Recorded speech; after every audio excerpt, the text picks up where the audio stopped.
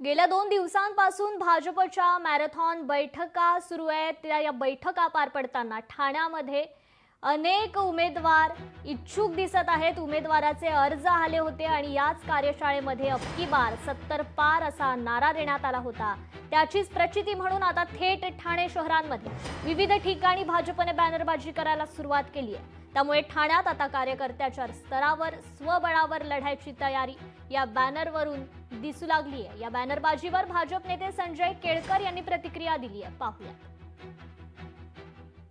जप्पा भाजपा ही आमची फार जुनी घोषणा आहे। खरं म्हणजे जशी त्या काळामध्ये अगली बारी अटल बिहारी आणि नंतर मग प्रत्यक्षात अटल बिहारी वाजपेयी प्रधानमंत्री झाले, लाल किल्ल्यावरनं त्यांचं भाषण लोकांनी बघितलं आणि त्यामुळे चप्पा चप्पा भाजप म्हणजे 100% भाजप संघटन शक्ती वाढवायला पाहिजे।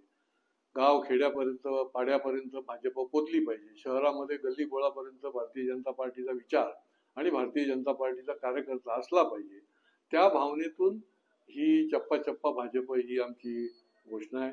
याच्या पाठीमागे 100% संघटन शक्ती वाढवण्याची अहम भूमिका आहे। लोकशाही मराठी ऐका, पहा, जागरूक रहा।